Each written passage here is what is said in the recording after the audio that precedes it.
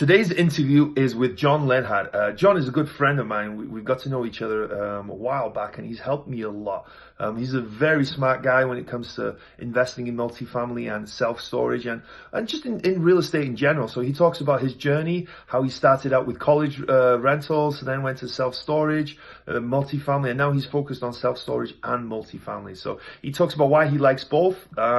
So if you're interested in scaling up and doing some commercial deals in multifamily or self-storage, today's a great episode for you. So enjoy it. Like and subscribe on Wrestling with Real Estate, the YouTube channel. Go to the WWRE Podcast and give me a 5-star rating and write me a review if you think it's worthy. And I'm looking to speak to as many of you as possible. Anyone who's interested in real estate from whatever capacity that is. Are you a starter? Are you just starting out? Are you a beginner? Are you intermediate? Are you have 1,000 units or 1,000 single family properties? Whatever it is, I would love to speak to you about what you're doing, what your goals are, and see if there's any way whatsoever I can help you. So go to the link below and sign up there, or go to wrestlingwithrealestate.com and there's a link there. So enjoy today's great interview with John Lenhnart.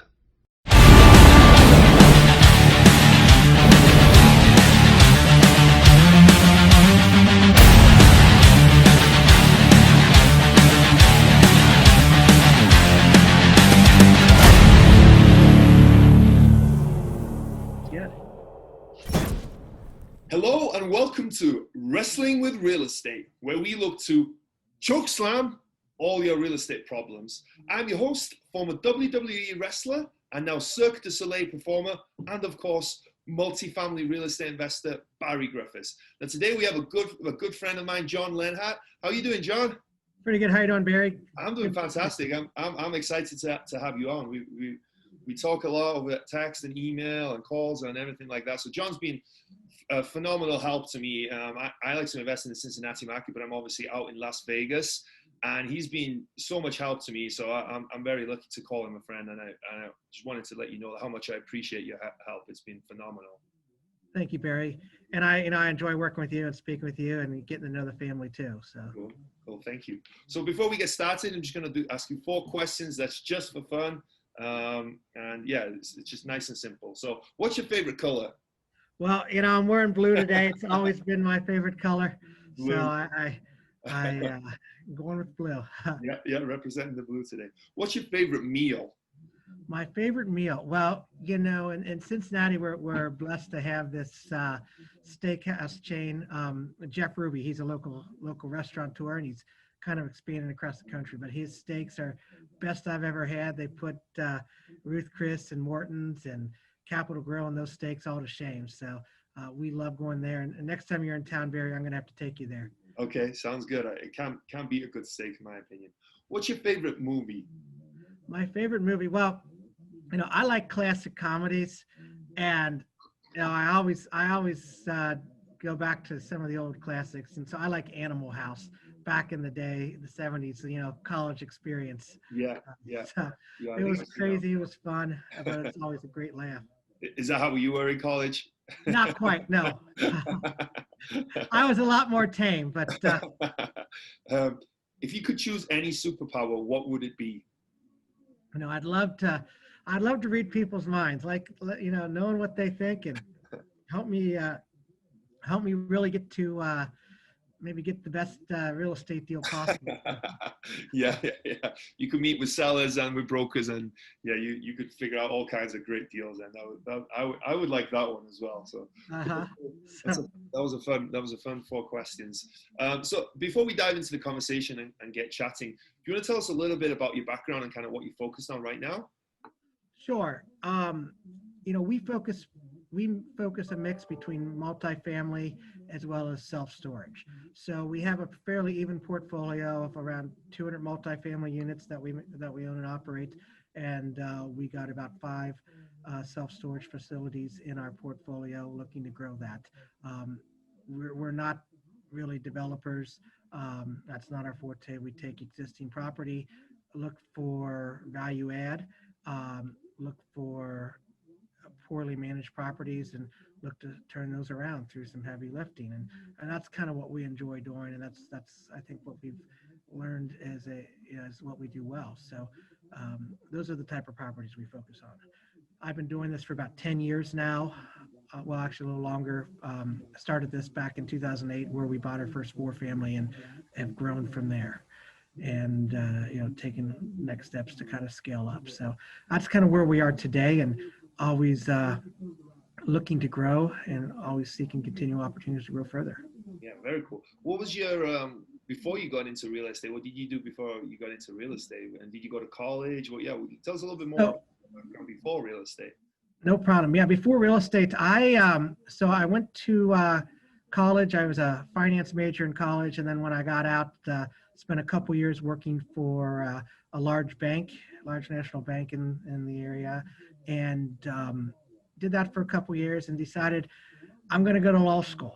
And it was something that always had interested me, but practicing law was not quite for me. So I went to law school, and that's actually where I found my interest in real estate. That's where I got that from. Starting to take some real property classes, understanding how properties have been transferred and passed along the way and divided, and really started to take an interest in real estate at that time. So I graduated law school. I went to work for a small law firm. I was doing a lot of litigation, which really wasn't what I had an interest in. So I was kind of not in a good spot. So I left there and then went to another large bank to work in their legal department, and worked there for about 7-8 months till the Great Recession happened 12 years ago, and out of a job. So I was trying to kind of find my path, and fortunately I have a great wife who said, you've always wanted to do your own thing. Now's the time to do it. So kind of gave me the nice swift kick in the butt and started me on our way here. So that's kind of what led me down this path. Wow, that's cool. So your interest started when you were studying law, and you were studying actual real estate law in school? Well, no, the law school process is a pretty general degree. You don't really focus on too many specific niches, but you take various classes like real property law, or even like estate planning type law, and that all fits into the big picture. And so you can kind of get a good feel for what you're going to see if you're practicing in real life, and that's kind of how they do it. So you don't really focus like on a college major like you do an undergrad. Yeah. What do you think brought you to like real estate? What do you think made you want to invest in real estate? Right? You touched on that. Maybe you had an interest, and it piqued that interest in law school, but there must have been something else that pushed you towards real estate investing, I'm guessing. It's funny you say that. I was listening to one of your prior podcasts, and I forget his name. He works for, you had him on recently though. He made the comment when he was a kid, he used to look at all these buildings and think, oh, it'd be cool to build that or own that. And, I was the exact same way. You drive by these buildings and you're like, okay, wonder who's building that, or I wonder, who owns that, or this company, built that. And it was always just something that always fascinated me. So I always was, always interested in learning who has this stuff or who owns these buildings. And even as I grew up, especially as you get your first apartment place and on your own, and it got me to think, it'd be kind of cool who would own this whole building or whole complex. And it was just kind of a unique concept to me. And I don't know, it just kind of started the wheels turning. Yeah, no, it is a cool concept. I remember when I started thinking, the sense of accomplishment of buying an apartment complex and owning it yourself or with partners or whatever is really cool in my book. I think that's exciting. I can completely see where that came from. So then when you started investing in real estate, you started around the time of the Great Recession. Is that when you started? Correct. Yes. Okay, that was so good timing in a way. You back in 2008. Yeah, good timing, but yeah, I mean, I guess there's no perfect timing. Mm-hmm. It would have been nice if I would have started, a few years earlier and been able to scale up to 30, 40, 100 unit complexes by that time. Then you could find some really great deals. But, we started buying some 4 families at that time and kind of dipping our toes into the water. we're managing it ourselves. It was a very local operation. So start out with, for 12 units, and it's something that we could handle while we're busy doing our day job or our other tasks. The interruption wasn't that much, or it wasn't too much to take an occasional phone call from a tenant when you only have 8 or 12. Obviously, as you scale up, that comes a lot harder. Yeah, absolutely.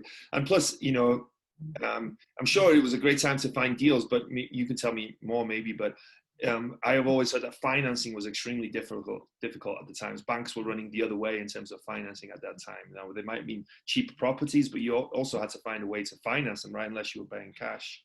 It was a little bit more challenging. There were a lot more, especially the lower end deals as we were getting in, a lot more opportunity to do some owner financing.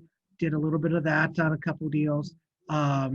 We did, otherwise they wouldn't have moved. For conventional bank financing, especially on your 4-family investment property, they're looking at 25 to 30% down even, which made it hard, but the numbers obviously played out where you can get some very good value with that. So there was that, which was going on at the time. We hadn't scaled up to the commercial level grade property at that time. We were still kind of more that residential 4-family or less type property, kind of building those 1 or 2 at a time is what we were doing. But even at the commercial, the larger properties, banks were a lot tighter in what they were requiring. So yeah, it was having cash was definitely an asset at the time, and if you did, you could definitely get some phenomenal deals. Yeah. I know each market is different, but you're obviously in Cincinnati, Ohio. How were rents and how were renters at that point? Was it hard to find renters? Was there abundance of renters? Was rents going up? Were they going down? Were they staying flat? So at that point, I don't know much about before. Okay. I've heard stories about before when the house flipping craze was going on, that apartments were just getting crushed because they're, 15, 20% vacancy was common at that point, and don't consider raising your rents because a $10 rent increase, people are going to move. Now, by 2008, 2009, that had all changed. We never had an issue finding a renter. We were always able to push rents. Now, early on, as we're dipping our toes into it, yeah, we're not going to go aggressive and drop $100 rent increase on somebody. We were looking for properties that were in pretty much rental condition as is, and we wanted to kind of get a experience of the life cycle of a tenant, life cycle of managing a small property before we would take on something ambitious like a unit renovation or a complex renovation. So we started small, started slow, and after about a year or two, we started renovating some units that needed some actual upgrades and bringing those and adding the value that way. And we got a few of those under our belt and realized, this isn't that bad, and this really adds a lot of value. Yeah, very cool. Maybe I wasn't around. I was around, but I was in the UK at the time, and I definitely wasn't paying attention to real estate. Unfortunately, I wish I had. But maybe talk a little bit more about the bigger picture. About I'm always interested to hear like what was it really like. I've always heard plenty of stories, but from your perspective, what were you seeing at that time in terms of what was happening with the Great Recession?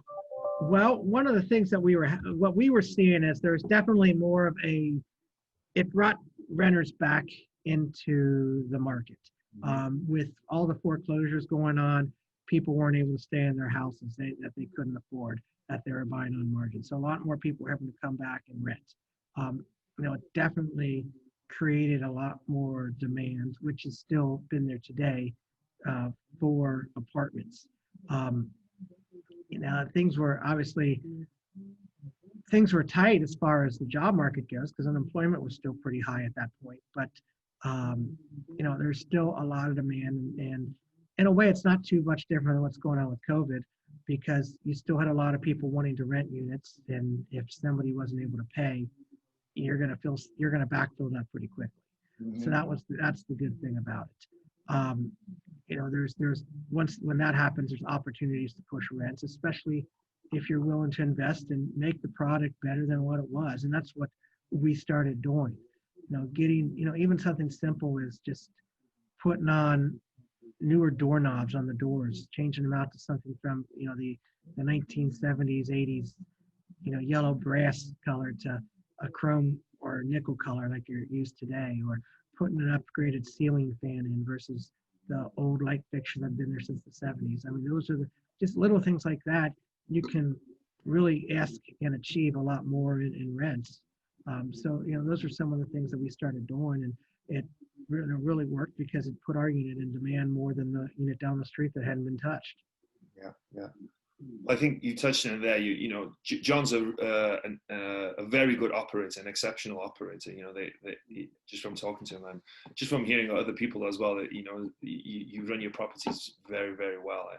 I know that, so it's always interesting to hear you talk about that stuff. I love hearing that stuff. Something you mentioned earlier as well that would be interesting to go back was that you've got owner financing on. I don't know, a few of your deals early on. How did you go about that? Because we all hear about owner financing, right? It sounds like it's like the golden nugget that everybody wants, right? It's owner financing, right? But how did you go about it, and how did you achieve it? Well, I mean, the market obviously dictated a lot of that at the time. When the banks weren't lending, if you want to sell your property, this is the way to do it. So that was part of it. I mean, if the market dips and you're in a recession, there's going to be more of those opportunities. If the market gets hot, especially if money is cheap to be had, there's less of a desire to and less of a need. Typically you got to pay a little premium for that. You're going to pay, a point higher maybe on the interest rate, but because the person's carrying the risk. But it's all about asking the seller and just negotiating with them. It all depends on how much they want to get rid of the property. That's the key. I mean, the property that we've purchased a few on owner financing, but the one I specifically recall we purchased back in 2008. It was a college rental property, and it wasn't at the time. We turned it into a college rental property. It was a slum that was in rough condition, and the owner was tired of it, and he wanted to get rid of it, and he knew that it really wasn't worth much on the market. It wasn't going to sell. I mean, we've got the property for about $45,000 at the time. And the other thing to keep in mind is when you buy a property for that low, I mean, banks aren't eager to do that mortgage anyway, because the paperwork for something like that is just as much as the paperwork for a $500,000 property, and they can make a lot more money on the $500,000 property. So, couple that with the condition of the property, it was kind of a no-brainer for him to want to do owner financing. So, we came in, we made him an offer. We still put 20% down to show that we were serious, and he got a good down payment to take it off his plate. But we put a lot of money into it ourselves, got it renovated, and we turned the property around. So was this property on the MLS? So how did you find the property, and how did you go through an agent? How did you present that deal? So this property happened to be up in the Dayton, Ohio area, and I have a business partner who's done some work with that. We've done work with. He was up in the Dayton area, and he would scout properties near the University of Dayton up there. So that's where this was located, and at the time, he was scouting some properties, and he realized, hey, this is about a half a mile from campus, pretty much backs into the student neighborhoods. There's a lot of opportunity here that the current owner is not taking advantage of. We can take advantage of this. So that's how we found it, and we just contacted the owner who was looking to sell. Oh, cool. So with the owner financing as well, what did that look like?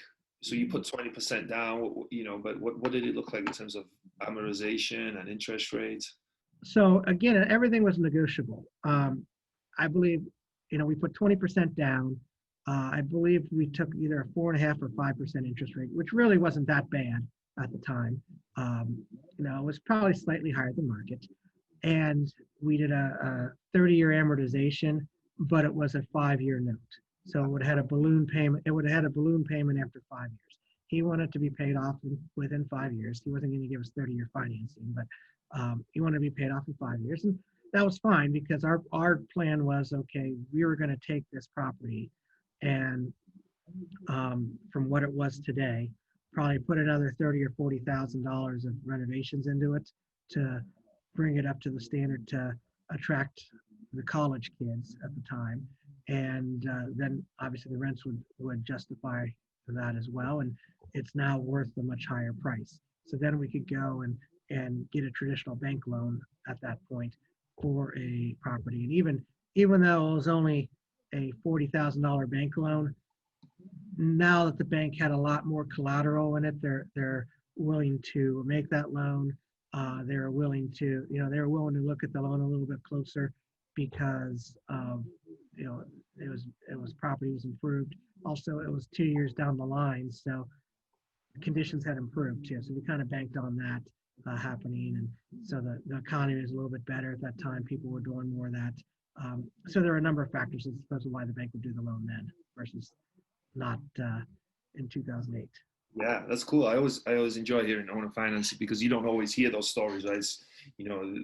Those deals happen, they definitely do, but it's not maybe as frequent these days, especially with the market right now. Yeah, we held the property for 12 years. And we just sold it this past February too. So. Oh wow! Do you mind me asking how much you sold it for? So yeah, we bought it for 45, and we sold it for about 220. Nice deal, nice deal, not a bad deal. And I'm sure it was cash flowing great the whole time as well. It was till the very end when we kind of took our foot off the pedal. My partner up there, he got busy with his job and kids, so that's kind of partially why we're selling it. So it wasn't producing some of the income that it had the potential of early on when we were going gung-ho at it, but it was still a great property. And how do you feel about student rentals? Do you like that? I think they're great on the whole. I think the time has passed to really get involved in them now, because especially depends on where you're going. But in the next 3 or 4 years, as the millennials phase out and Gen Z takes over, there's a lot fewer Gen Z students or Gen Zs that are going to go to college just because there's a lot fewer than the millennials. So there's going to be a lot less people going to college than there were 5-10 years ago. That's interesting. I didn't think of that. I wonder as well if the knowledge of student debt scares people away as well, maybe, Well, that too. I'm sure that's going to play a factor in it too. But just on a number standpoint, there are a lot more millennials than there are Gen Zers. So there's going to be a lot less need for housing on the fringe basis. A lot of places will be fine. If you have the prime property, you'll be great. But I don't want to compete. I don't want to compete against the university or some of these other large providers that have a lot better economies of scale built in that we can't take advantage of. Yeah, but how does college housing or student housing, work? So you have a room and they pay by the room or they pay by the bed. How does it work? Well, it depends on each school, what the customs are at each school. I know when we were doing it at Dayton, at one time we had up to 4 houses that we were renting for college rentals. And what we're searching for is essentially groups to kind of get involved, and we charge by the bed. And the way we structured our lease was an all-inclusive lease, kind of like living in the dorm. You pay one rate, and you're getting your internet, you're getting your electric, you're getting your cable TV, you're getting a lightly furnished place, and you don't have to worry about anything else. And we're also only renting it to you for the school year. So if you didn't want to stay in the summer, it could be empty. And so that's how we did it. And we charge by the per person too. So if 3 of you guys wanted to stay during the summer, then those 3 would pay extra. The 4th one wouldn't have any requirement. That's how we did it. And we would charge. Our base rate was initially $3,000 per person per semester, and but it wasn't that much cheaper than living on campus. So we typically price about $1,000 to $1,500 below what they charge you if you stayed on campus. So that's kind of what we use as our baseline model, and we're, like I said, including everything in that rate. when you pay 45,000 for the house, you got a lot of you got a lot of profit Yeah. in there too. So Yeah. a lot of the other landlords, they weren't providing the electric or the utilities, which was kind of separating us. And just, being in my 20s at that time, especially, and knowing that, hey, when I was in college, having to write a check for $10 for the cable bill this month, and splitting with my roommate the check for $12.50 for the electric and the water bill, and writing 3 or 4 different checks for my portion of these bills was more of a pain in the butt. So it was nice to have everything taken care of. I think people like that. Yeah, I bet. Yeah, that's the last thing you want when you're in your 20s and you're in college, right? Is to figure out who's going to pay the electric and who's going to, you owe me this and you owe me that, right? It's much better just to pay it once. How were you guys? You guys were managing it yourself, right? How were you guys screening the tenants or screening the students? I guess because it's a challenge in itself. With college kids, I mean, they're all students. They were pretty much, we pulled from the school. We advertised solely at the school. So what would happen? And like I said, each school is unique. At Dayton, we knew that a lot of the students wanted to live in groups, and we had houses that could fit anywhere from 4 to 12 students. And the university and a lot of the other off-campus rentals did a good job of finding houses or being able to supply houses for groups of like 2 to 4. But as your group got larger, it became harder to find a spot that could fit a group of 6 or even more if you wanted to live with all your friends, almost like a frat house experience. So we had that option, and we could allow people to do that, just given how our houses were laid out and the sizes were. So we offered that option. So that was something that appealed to people, who realized, okay, we're not going to all be able to stay together if we live on campus or if we live in these houses. So this is our way to do it. And so as we got the group together, that's how we signed them. And we were quick to sign them. They liked it. We made them sign. They paid us a security deposit. They got the place. Sometimes initially we wanted to try and get the parents to co-sign. Sometimes we didn't. I think that's a good idea on the whole. In this particular case, a lot of times we didn't, partially because we were trying to be first in time to get the kids to sign up for the lease. Getting them to sign up so they don't go anywhere else, that was the key. And a lot of students loved it. A lot of parents came to us and they were really appreciative of the product that we provided for them. And then would you try and go for second, third year, fourth year type students rather than the first year ones? Because I imagine the first year ones, they get there, they want to go a little crazy. Whereas, as you get more in down the road of your degree, you want to be more serious about things. So the university required first and second year students to live on campus. That was just their rule. So our niche was the third year students. If we, typically where our house is located, the third year students tended to live over on that side of campus, and then the seniors tended to live over on the other side of campus. So we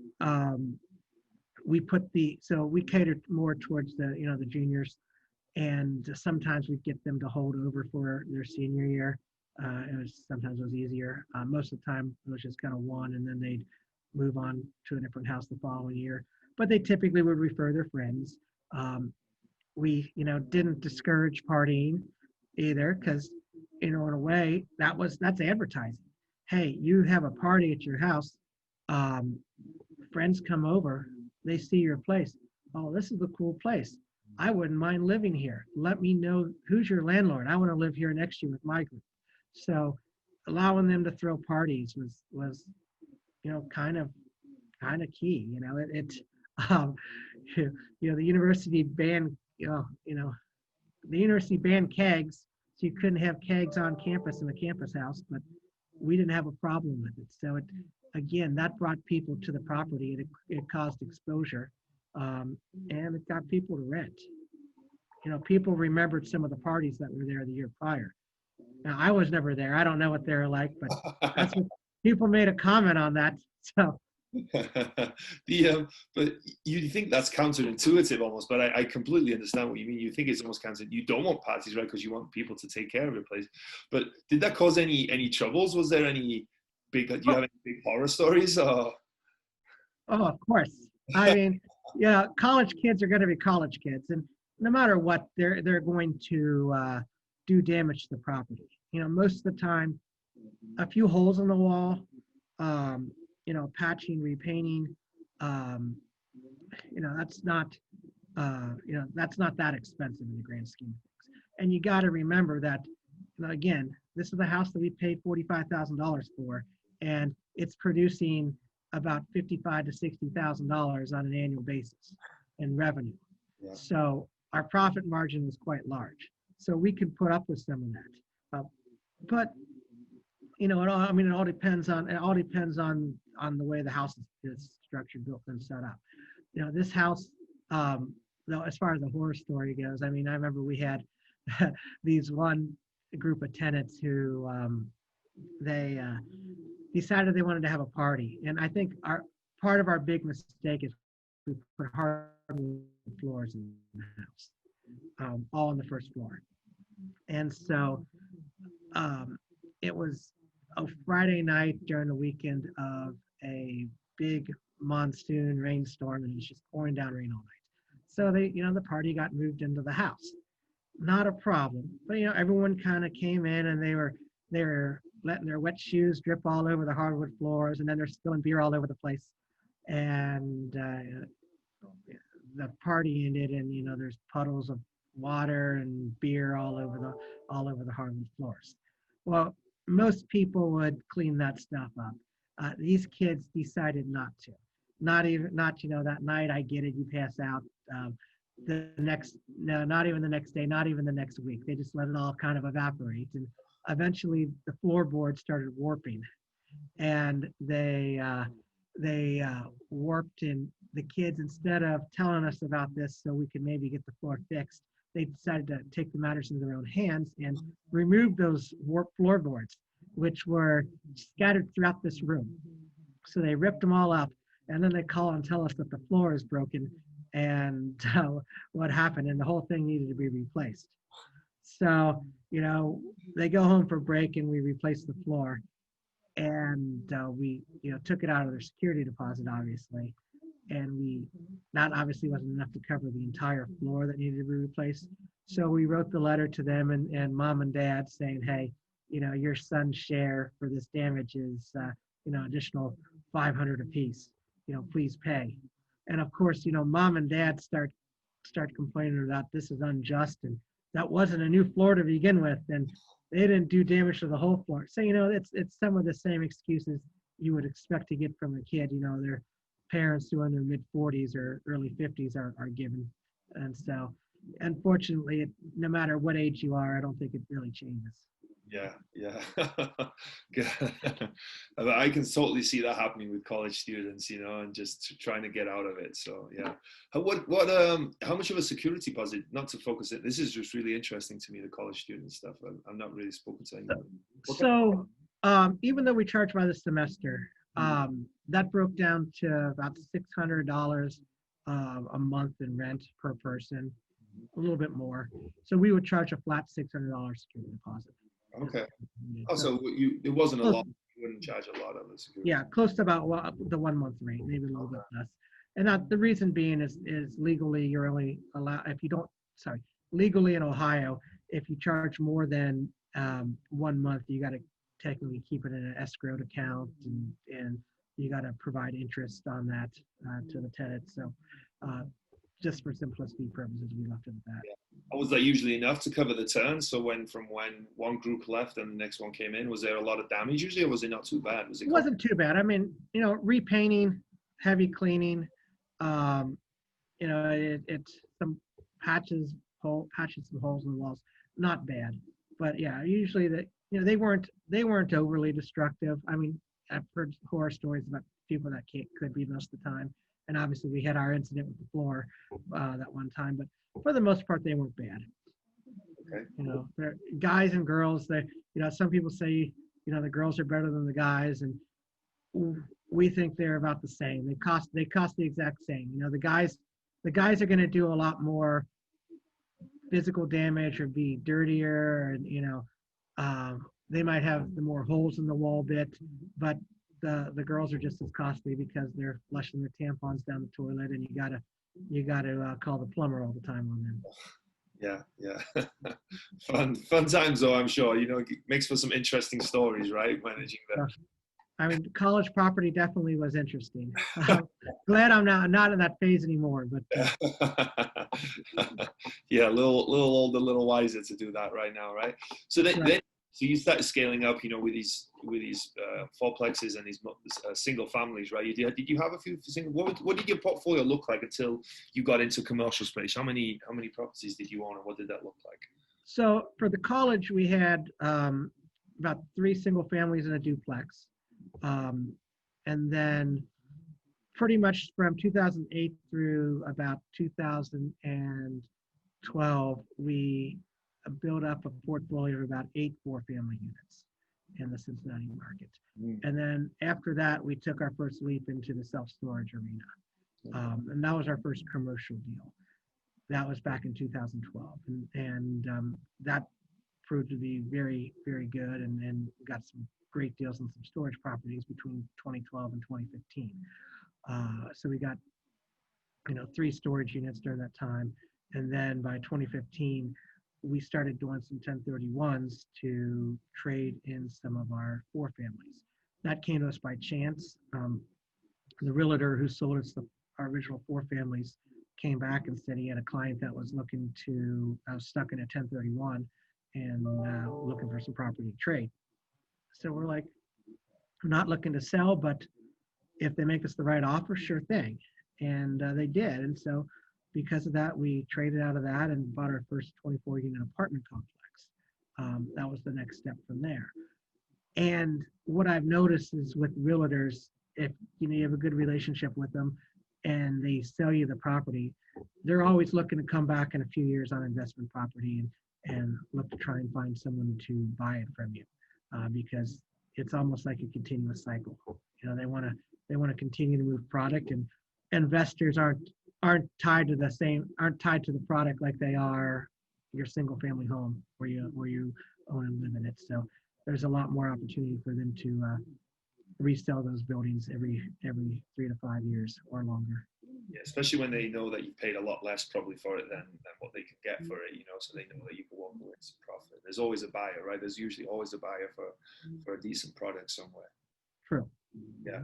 So the first was, I didn't realize this, that the first commercial property you bought was a self-storage. What made you go into self-storage? Because obviously in student housing, and you would have thought maybe the next step would have been into multifamily, but storage obviously doesn't have any tenants. Maybe you were tired from the student housing. You were like, I don't want any tenants. No, I mean, I loved apartments. I still do. I'd always been intrigued by it because it was almost like running more of a business.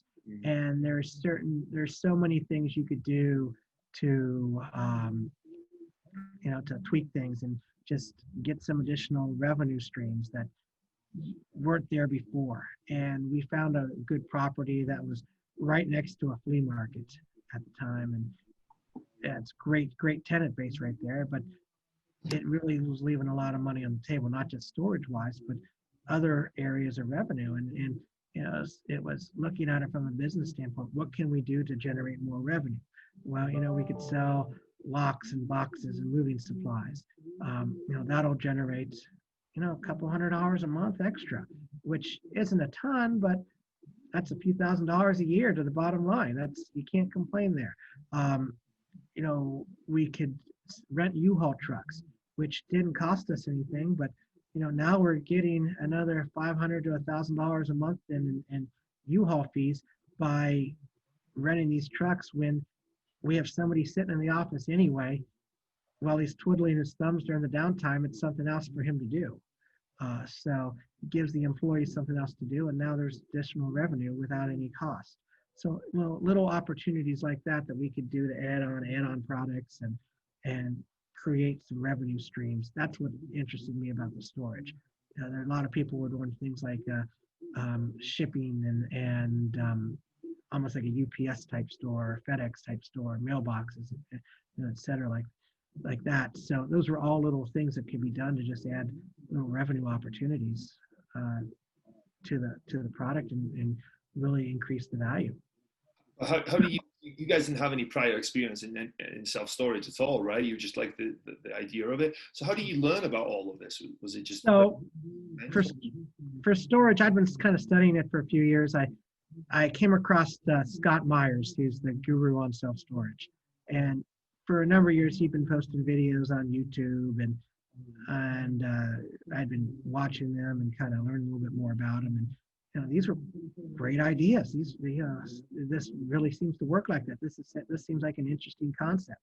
And so this goes back to about 2008, 2009 when I was first starting out, and learning more about the product and learning more about the business for a couple of years before we even jumped into it with our first facility. And it turned out to be just as good as pretty much was as advertised. So it was a great experience. And like I said, we still love the facilities, again, because you're not getting called in the middle of the night because of a toilet stuffed up or a sewer flood, or the tenants are turned it into a meth lab or anything like that. So that's the one nice thing about storage that you don't have to deal with.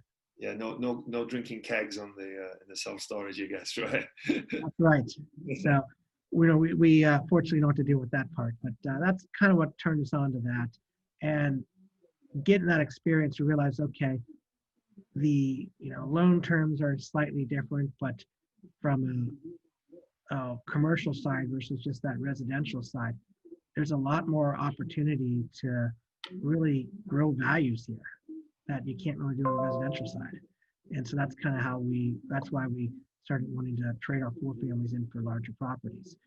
And when we tried to sell one of our 4 families, we put a lot of money into it. We renovated a few of the units, and we, grew rents higher than the other 4 families in the neighborhood. But when it came down to for someone to buy it, they were all trying to comp us at low comps. And we're like, well, our revenues don't dictate that. And they're like, well, these don't trade on revenues. It's nice you get the additional cash flow to put in your pocket from that, but these are being priced by comps. And as you get above a 4-family size property, you can start pricing it by income, and you really start to realize the advantage of the work you've put in to grow the income side. Yeah.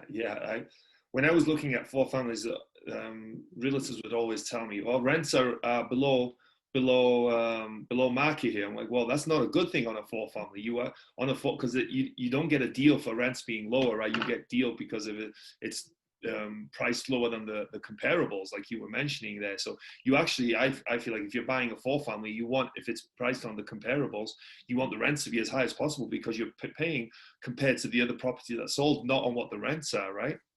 Well, I still like to see the rents to be low because I can easily raise the rents, justify that, and it's more money I'm putting in my pocket on the cash flow side every month. Mm-hmm. So I still like to see low rents and opportunity for growth. But the only downside is I'm not going to realize that in appreciation on the back end. Mm-hmm. Yeah. So I'm going to give up that, but I still get the cash flow and income.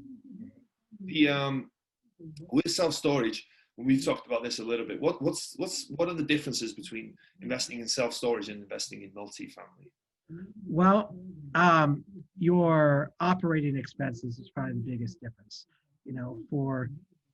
For apartments, they say your operating ratios your expense ratio is going to be about 45 to 55% depending on the building. In self-storage, you're looking at 30 to 35%. So your expenses are going to be a lot lower, which means that it's going to churn out a lot more cash for you. If you buy at the right price, they're great cash flow properties.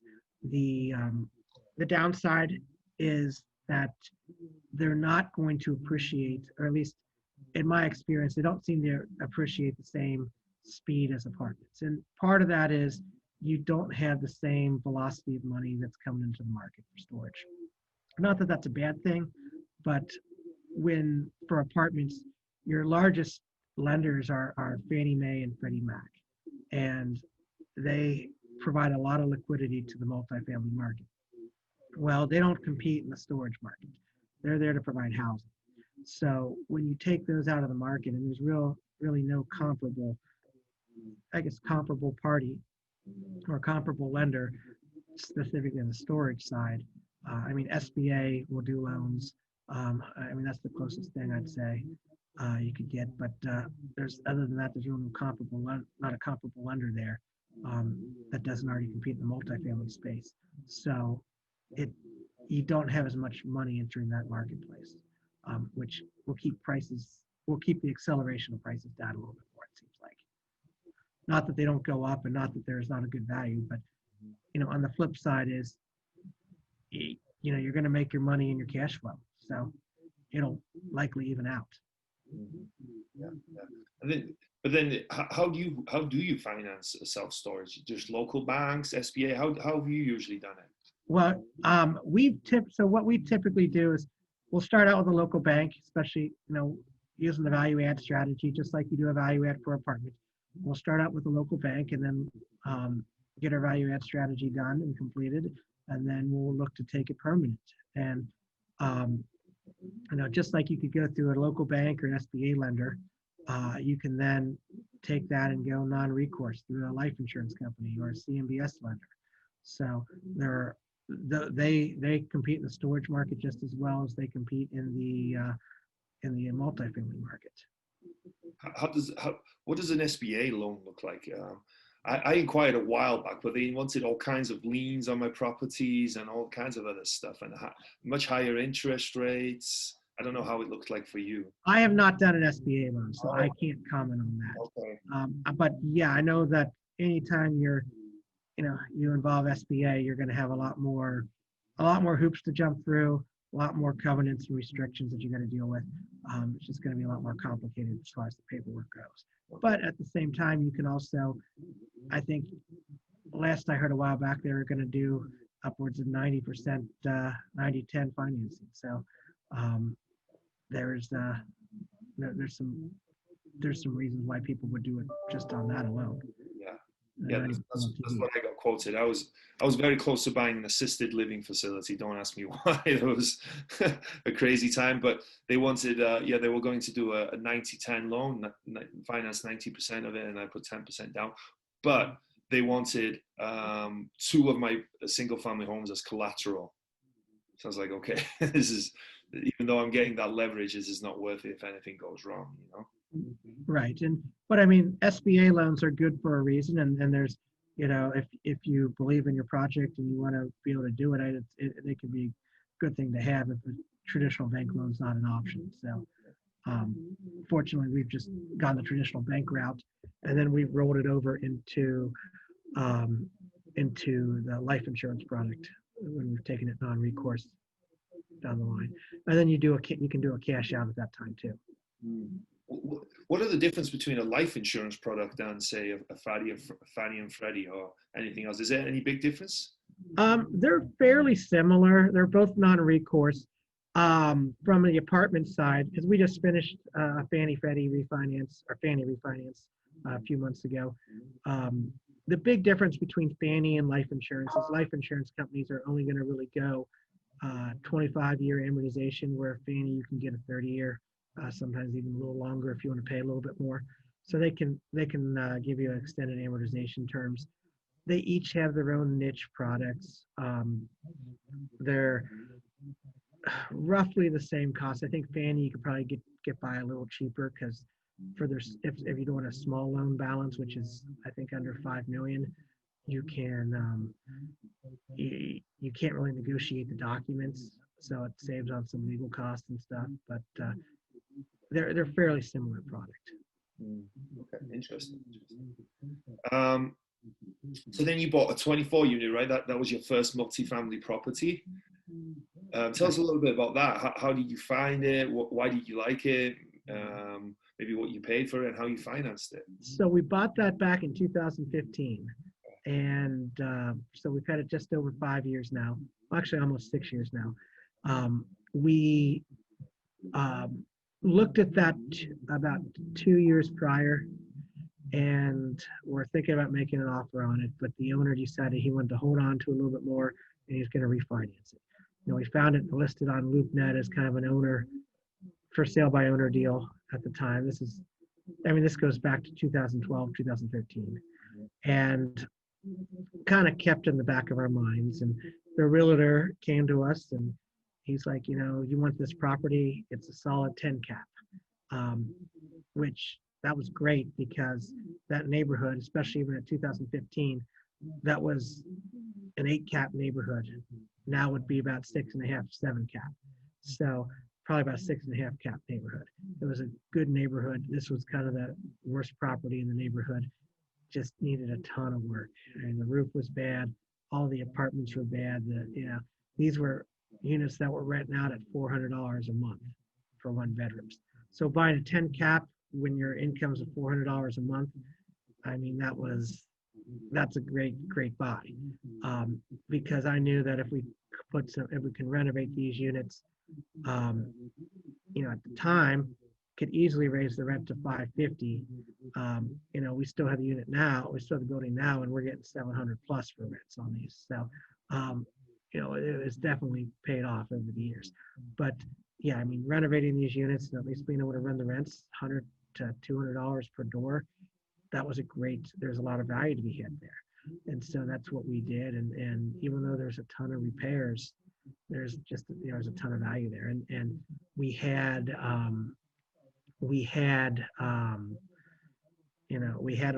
lot of tenants that had to leave. It was a rough building, but we got it to the point where it's been fixed up, and really, we added the value there. So it's a great money-making property now. How did you finance the repairs? Did you get bank financing for that, or did you guys? So probably, I know a number of people haven't recommended this. I know, which I don't blame them.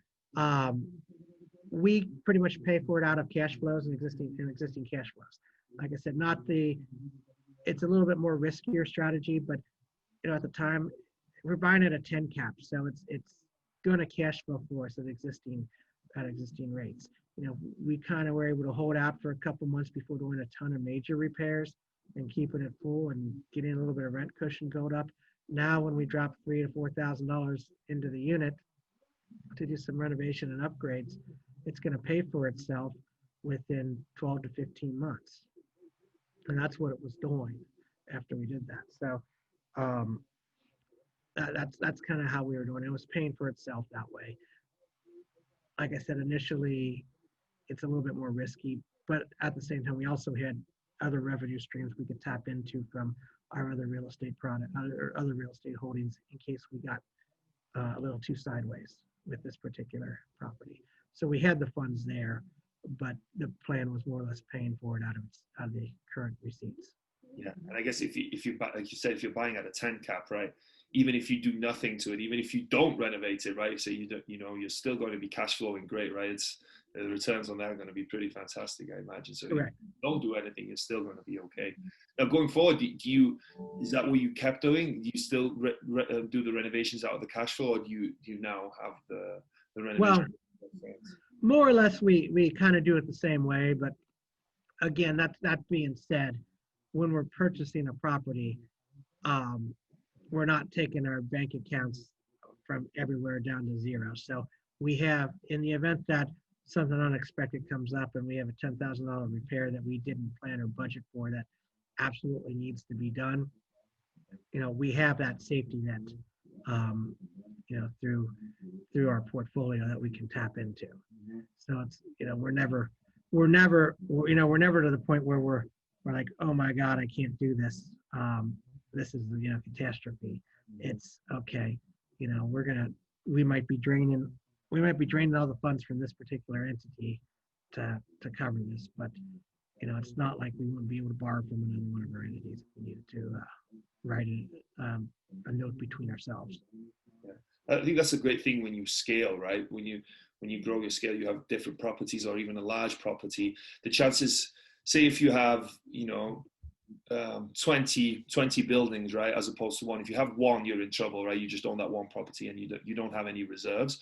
But if you have 20 properties, the cash flow from all those other properties can afford to pay for a roof on one of those 20 properties, I believe. So it's it's not ideal. You don't want to run it that way. Don't get me wrong. Yeah, but it's just that scale that gives you a lot more room, I think, for things to kind of go wrong, I think. So Right. What's been the biggest deal you've done so far in terms of multifamily?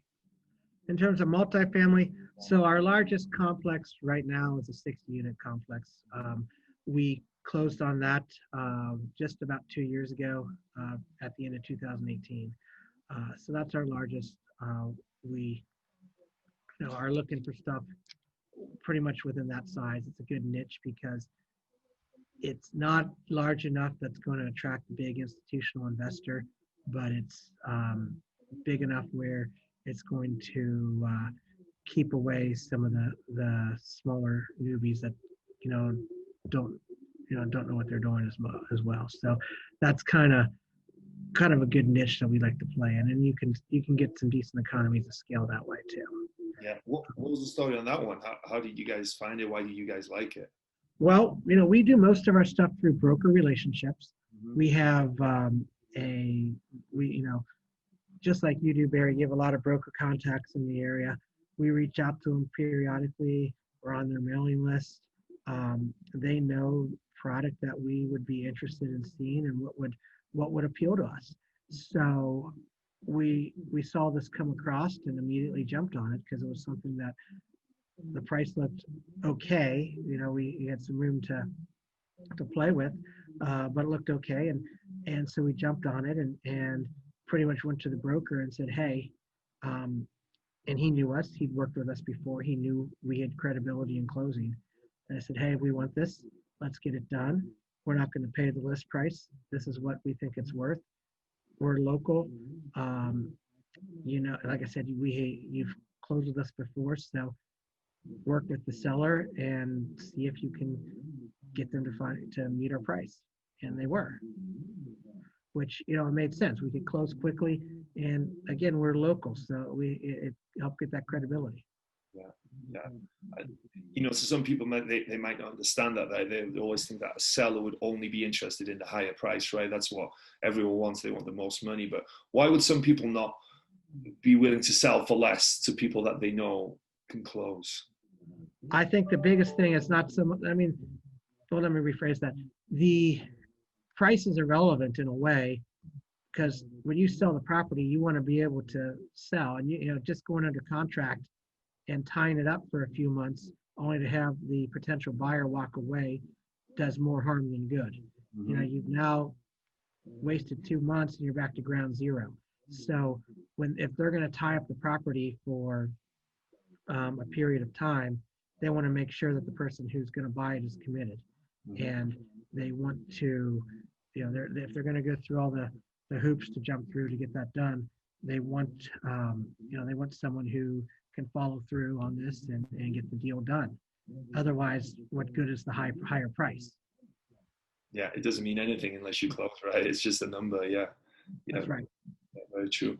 So what are you guys focused on next? What are you guys working on? What does the future look like for you and your So we're selling, in the process of selling one of our multifamily units, and looking for some replacement property. So whether it's multifamily or storage, or evaluated a number of other properties within the region. That doesn't mean we'll necessarily stay in Cincinnati, but we'll look anywhere from an hour to 90 minutes outside of Cincinnati for opportunities, just because it's drivable. It's something that we could still manage with our resources from our current location. So we're not jumping time zones. We don't want to do anything where we're going to jump on a plane. But that's just our philosophy. And we have a lot of local knowledge, and that's the key. Understanding the markets, it's been a huge advantage to us too. And so there's as far as what we can bring to the table, it's our local market knowledge. It's our strength, and being able to say, okay, this property's great, this property's a dog. And I'd say one of the things that that really strikes me about you, Barry, is you do that quite well. Is you know that, okay, you're investing in a different marketplace. Not only are you leveraging broker relationships, but you reach out to other people in the market and form allies who are independent, who maybe don't have that skin in the game to say, this is a great building or not a great building. You're getting someone, for example, you reach out to me to say, what do you think of this area? And I'll give you an unvarnished opinion on it. This way you can build that knowledge without having to worry about someone trying to pull one over on you as an out-of-town investor. Because the thing about Cincinnati, and I'm sure all major markets have this, is certain neighborhoods are good, but even in certain neighborhoods, there are certain blocks that are dogs. And understanding and being able to have the knowledge of the market to know that, okay, this neighborhood is great, but the block that you're trying to sell me on isn't worth a 7 cap. It's more of a 9 cap market or a 9 cap, block, or that block's a dog to begin with. I'm not coming near that area. Being able to recognize that certain blocks within certain neighborhoods are better than others is key. And you've especially done a great job of putting yourself in that position, not just reaching out to me, but other people you've networked with in the marketplace that can kind of give you their thoughts and assessment, and not have it clouded by the judgment of being a broker trying to sell that property. Yeah, brokers, their job is to sell their property, right? Do it to the best of their ability to try and sell that property, but it's not always beneficial to the buyer, right? To listen and believe everything they say. And I'm not calling any broker a liar or anything. I think they thoroughly believe that, but they're biased towards the good side of a property. Recently I asked the broker about a deal and they said, okay, what's the good things? And then you ask them, because I like to ask them what's bad about the deal, right? Because, if they're honest, they're going to tell you, right? And the broker says, oh, there's nothing bad about this deal, and there's going to always be something about a deal. I feel like that doesn't work out. So you've always got to be careful. And I appreciate all your help. You're a phenomenal resource for me. You know the Cincinnati market like the back of your hand. You really do. There was a property recently that I flew into Cincinnati and I was going to look at it. It wasn't strictly just to look at that, but it was on Roxy, right? Or it was in Mount Roxbury. Yeah. The rest of the area is pretty solid. The rest of the area is pretty decent. And you said anywhere else around that area would be perfect, but there's just this one tiny street that's called Roxbury, and you said whatever you do, don't touch that.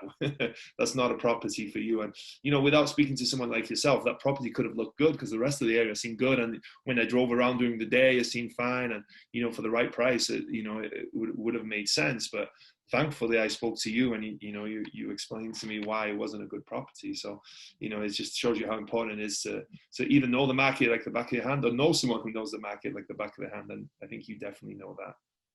Yeah, thank you. And I mean, that's one of the things that's for us when we're finding value add properties. I mean, that's a huge advantage to us. Just being able to say, okay, this property is on a bus route. That's a nice advantage to have for an apartment building. In the case that plan A doesn't work out, being able to be on public transportation, whether it's a bus route, subway route, whatever, being able to be in your public transportation is helpful. People lose their car, they can still get to the job. Yeah, opens up opportunities for them. Yeah, absolutely. Excuse me. Well, this has been a great interview so far, but as this show's called Wrestling with Real Estate, I like to ask some wrestling themed real estate questions. Well, there's one that's not really a real estate question, but here we go. What would be a wrestling name? If you had to pick a wrestling name for yourself, what would it be? Well, I always came across, the Grave Dancer, but Sam Zell kind of takes that one. So maybe the Value Prowler. The Value Prowler. Okay, I like that. The Value Prowler. Looking for value and jumping up, and when I see it, get it here. And creating value as well, right? With adding value to your properties. Every wrestler has a special move or a signature move. What would your special move be in real estate? So what is your strength in real estate? My strength, again, I'd say, as we were talking about earlier, is recognizing the market and knowing my local market like the back of my hand. I mean, like I said, I pride myself in pretty much knowing all of the Cincinnati market, especially on the Ohio side of the river.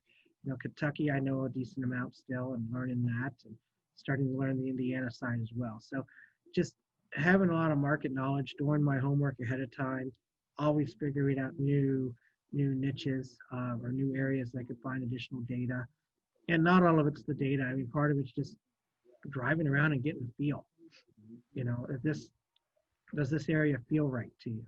Does it how does it look when you drive the property? How does it look when you know, is there a bus nearby, public transportation? What's the amenities in the area? So just kind of getting a feel for that. And you know, I guess I put myself in the position, could I live in this unit? You know, whether or not, if not now, or my 20-year-old self, I like to live in this unit. And those are kind of the questions I ask myself when I'm looking at an apartment, if I could actually live in the building. Yeah, that's a great way to look at it. I like that advice a lot, right? It's not nothing that's on a spreadsheet. It's nothing that, you know, is written on the screen. It's just that feel of would I live here? I like that a lot. What's been the biggest body slam you've taken in your real estate investing career? Oh, the biggest body slam. I mean, I'd hate to say it. You know, I mean, I hate to say it's a big body slam. I mean, because everything we've been through, we've been able to overcome. There's been always, you know, I would say there's something that we've seen a ton. I hate to say there's stuff that we haven't seen, but I feel like we've almost practically seen it all. But you know, body slam, I'd say one of our storage places, or the first one we bought, it's in a floodplain, and you know, we knew that ahead of time buying into it, but we're like, okay, what's the chances of it flooding? And you know, it turns out that you know, this past year, back in May, we had a major rain event, 100-year flood, rained for like 3 or 4 days straight, and it just downpoured, and you know, the creek that was nearby overflowed and just completely flooded the area, and all of our units got flooded. I mean, you know, the buildings were fine. There was no structural damage or anything like that, but we had about 6 or 7 inches of water in everybody's storage units. So I mean, I just felt awful because everybody's unit had water. Now, a lot of people with cars or outdoor furniture, stuff that really wasn't damaged, just got mud on them. But you know, you feel awful when that happens, because you know, this is not what you buy for, it's not what you sign on for. But that happened, and you know, it took us a while to recover on that. Now, if that would have happened 8 years ago, could have been very catastrophic, not just, you know, for belongings, but you know, just financially. But